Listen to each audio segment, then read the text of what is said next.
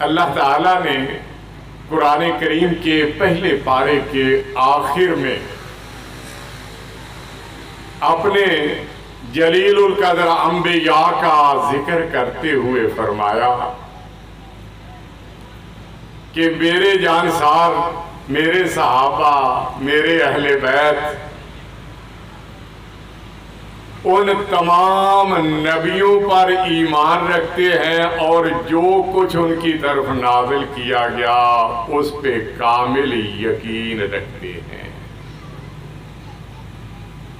اور ان سب کو ایک مانتے ہیں، ان میں تفریق کے قائل نہیں۔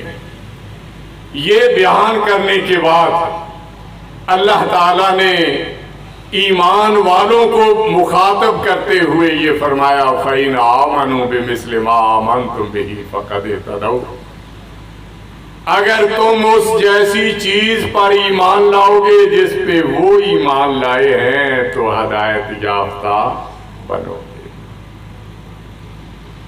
جس طرح وہ انبیاء علیہم السلام کے درمیان تفریق نہیں کرتے، ان کو ایک مانتے ہیں، تم نے میرے ان جان بازوں اور جان ساروں کے درمیان بھی تفریق کو نہیں ماننا، انہیں ایک ہی ماننا ہے۔ اور ایمان کی بنیاد یہ قرار دیا کہ جو کچھ میری طرف سے نازل کیا گیا ہے اس پہ وہ ایمان لاتے ہیں۔ آج اللہ کے فضل و کرم سے اہل حدیث بھی اسی پہ ایمان رکھتے ہیں جو اللہ کی طرف سے نازل ہوا، وہ قرآن کی صورت میں تو لا ریب ہے۔ ہر مسلمان پہلا سبق ہی یہ پڑھتا ہے الف لام میم ذالک الکتاب لا ریب فیہ، اس میں ریب کی، شک کی، شبہ کی کوئی گنجائش نہیں، اور اگر وہ حدیث ہے تو صحیح حدیث بھی لا ریب ہے۔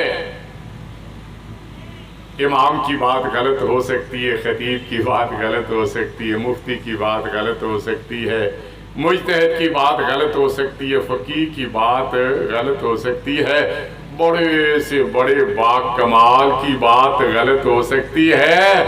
لیکن آمنہ کے لال کی بات کبھی غلط نہیں ہوتی، کیونکہ وَمَا يَنطِقُ عَنِ الْهَوَىٰ إِنْ هُوَ إِلَّا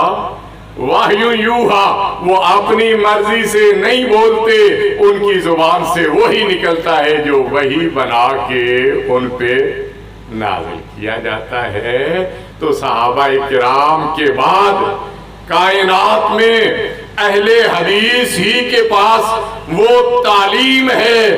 جس تعلیم کو صحابہ کرام رضوان اللہ علیہم اجمعین نے دنیا میں پھیلایا تھا،